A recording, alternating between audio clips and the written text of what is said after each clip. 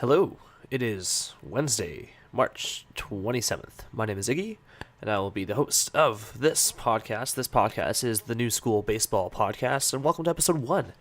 Today's podcast, I'll be explaining kind of what the podcast is, what we talk about.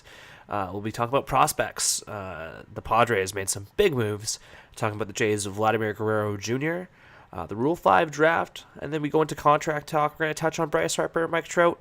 We're going to talk about Kyle Hendricks. We're going to break down his contract. We're also going to look at how the Mets locked up deGrom for 5 years, break down his contract, and then we're going to talk about the Giants and the hot water they've landed themselves into. All that and more coming up right now here on episode 1 of the New School Baseball Podcast. So, because today is the first ever recorded episode of the New School Baseball Podcast, I will be talking to you guys a little bit about, right now, what to expect from this podcast, and if you're interested in it. For right now, we're just going to be talking baseball. The greatest game in the world. Love it. It's a passion of mine, and this is just a passion project. Ooh, words are hard. for me, just to kind of talk some baseball, sit around, enjoy a nice little dip here, enjoy a good beer, relax, and get ready for one heck of an amazing season. Oh, like I said, words are hard.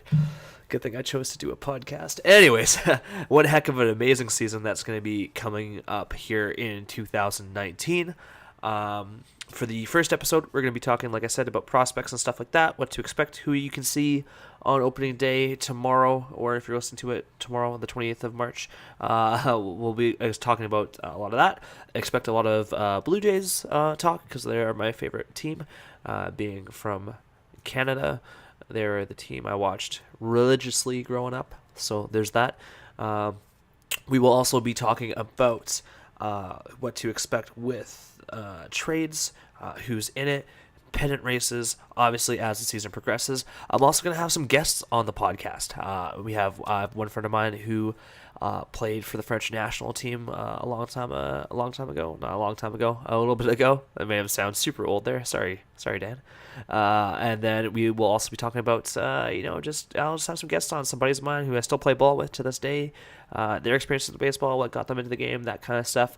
And of course, we'll be interacting with any of the listeners who choose to leave comments in the description down below. So hopefully you guys do so, and I hope you guys really do enjoy the podcast. If you do, of course, drop a like, and if you want to see more, subscribe to the HRK. That's the Home Run Kid 72 YouTube channel. That's where I'll be uploading it for now, and if it gets into a bigger thing, we'll see where it goes. So yeah, let's dive into some prospect talk right away. Alrighty, so kicking off the prospect talk, we're going to start with the San Diego Padres of all teams. Yes, of course, they signed all-star third baseman Manny Machado, and I do say third baseman, not shortstop, because it was announced yesterday or early this morning, depending on where you are, that the Padres' opening day roster will be cracked by the MLB's number 2 prospect Fernando Tatis Jr., according to Kevin Ace of the San Diego Union Tribune. The 22-year-old shortstop slotted to be the everyday shortstop. This move will move Luis Urias, I hope I'm saying that right, the Padres' number 3 prospect, to AAA El Paso, according to sources that prefer to be unnamed. Tatis never played above Double-A, and at 20 years old and 85 days, he will be the youngest opening day starter since Adrian Beltre in 1999. Also, the youngest to make a opening day roster in Padres history. So, good for you, Fernando. Good job. Hopefully, we'll see him do some awesome things. That squad in San Diego there is just, it's looking a little bit more and more dangerous as the days go on. So there's that. If there's any Padres fans out there, let me know what your thoughts are with having Tatis start at shortstop. Do you think he's going to be there long? Do you think it's going to be kind of a short stint? Hey, how you doing? Have a cup of coffee, and then come back down to AAA El Paso, and we'll see how that goes. Moving on to, of course, my favorite team, as I mentioned before, the Blue Jays. Their bit of prospect news. Of course, we knew Vladimir Guerrero Jr. had that oblique strain. Grade 1 strain. He was touted to miss roughly about 3 weeks or so. According to new manager Charlie Montoyo, he told Arash Madani of Sportsnet that Guerrero is ahead of schedule. He also did make sure that he told reporters that were there that even though Guerrero is swinging in a batting cage, he has no plans for minor league games yet. The plan is to move into an extended spring training, and then of course he'll head to AAA Buffalo. Uh, this seems like it's going to be a little bit more of a way for the Blue Jays to milk some more control out of Guerrero Jr. Keep him down there for a little bit so the service time dealio clock strikes midnight, so to speak, and of course call him back up there and see how it goes for the rest of the year. Personally, diving into this one a little bit more because, like I said, Jays fan. I get it. I get why they're manipulating his service time to keep one more year of control over him. I get it. But, like, at some point, you gotta get the man up there and get him playing ball. And yes, they will, give it like a month or two. And then, of course, Vladdy Guerrero will be called up. And then, attendance will be through the roof because everyone wants to see Guerrero Jr. I get it. This is what you do. This is what you're doing. That's all fine and well. But at the end of the day, what's better for the player development? Do we keep him down here and he, AAA, he just smashes home runs and just, wrecks the league, and then does he get complacent? Like, eventually, I feel like over time, if there's not enough of a challenge factor, you either get complacent and you stay there and you don't develop anymore, or you just get frustrated and you stop trying, and then you get traded and then you try again, and then it's going to be another story of any prospect the Jays trade away under JP Riccardi. Personally, I'll make it known, my fans of Shapiro and Atkins, not the greatest. But what are you gonna do? I don't have any control over it. I do wish that Guerrero Jr. was up here playing some ball, but we'll see. Maybe by June. Hopefully sooner, but maybe by June he'll be up with the club, and you can see him then. So, staying with the Blue Jays, actually, we'll be talking about some little talked about topics, I guess. A rarely talked about topic, I guess you could say. The Rule 5 draft. The Rule 5 draft was held, and the Blue Jays make history to be the first MLB team to have a player born in the year 2000 on the opening day roster. So that part about Fernando Tatis being the youngest there, or one of the youngest since Adrian Beltre, this will be for sure one of the youngest players in MLB history to come onto the squad, I believe. The way I'm reading this article is correct. Elvis Luciano turned 19 on February 15th. He's from the Dominican Republic. He signed with Arizona in 2016, was traded to KC last June, and was acquired by the Blue Jays in the Rule 5 draft. So the hard-throwing right-hander will hope to join the squad as, I'm assuming, a bullpen piece, being as the rotation is pretty much set in stone. But, I mean, who knows? He could crack the starting rotation.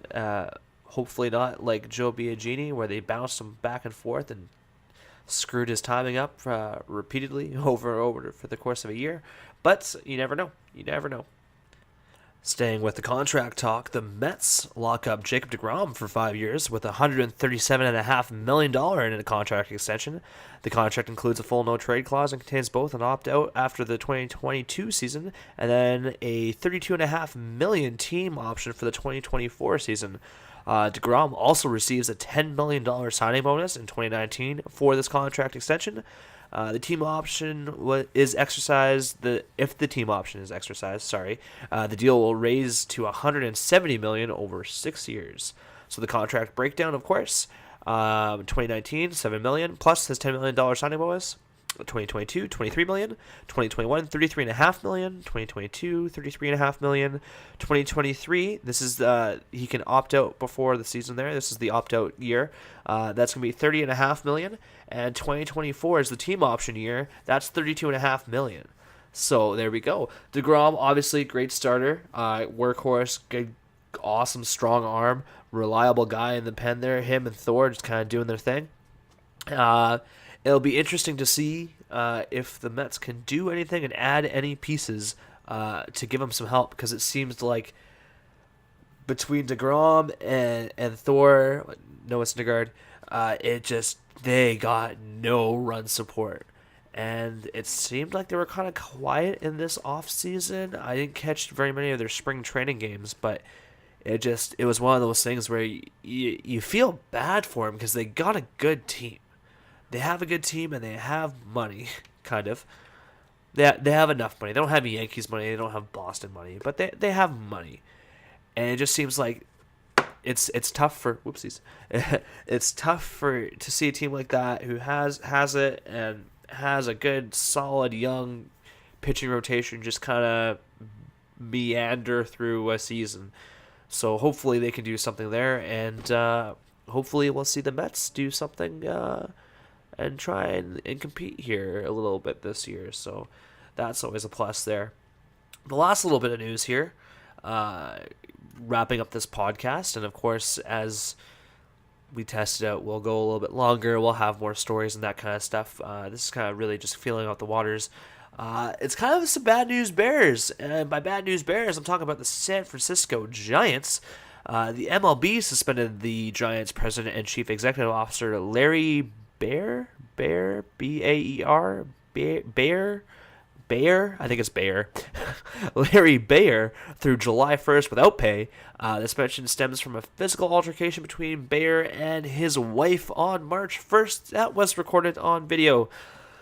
Dumbass. Sorry, Jesus Christ. Like, if one, you're a low life piece of shit human being if you decide to beat up on a woman. Two, you're especially stupid if you continue to do so while it's being recorded. But yeah, that's just my opinion on the matter. Feel free to weigh in with your own. Commissioner Rob Manfred said the league had to investigate the incident and that he personally met with Baer. Commissioner Manfred said in a statement that, quote, "I have concluded that Mr. Baer's conduct was unacceptable under the MLB policies and warrants discipline." Yeah, no shit. Baer was captured on video trying to pry a cell phone away from his wife. The altercation took place sometime before he knocked her to the ground in a public plaza. Yikes. Jesus Christ. I mean, I'm sorry, but, like, what the fuck are you doing? What, like, your wife was snapping a dumb photo of you with, like, your fly down. You're like, no, don't do it. People will see it. As she's, like, fucking around or recording it and just fucking around, and then you knock her to the ground. Like, not the worst thing that can happen, but, like, fucking use your head. Use your head. I'm not condoning domestic violence, domestic abuse, but, like, what the fuck are you doing, man? Give your head a shake. Jesus Christ. Going on to paraphrase the last bit of the article, Rob Dean will serve as the acting Giants CEO as the Giants issued their statement that they share the commissioner's concern and disappointment in Mr. Baer's conduct, and it does not represent the values of the Giants organization. Cool. So that was, yeah. Congratulations to you, Mr. Baer. You, Larry Baer, are today's douchebag of the day. I hope that this lives with you forever, and I hope that Giants fans throw fucking food at you and shit and ruin your suits, because you're a piece of shit and you don't deserve to be happy. So that will wrap up episode 1 of the New School Baseball Podcast. Like I said earlier, my name has been Iggy, your host today for this short little 15-ish minute podcast.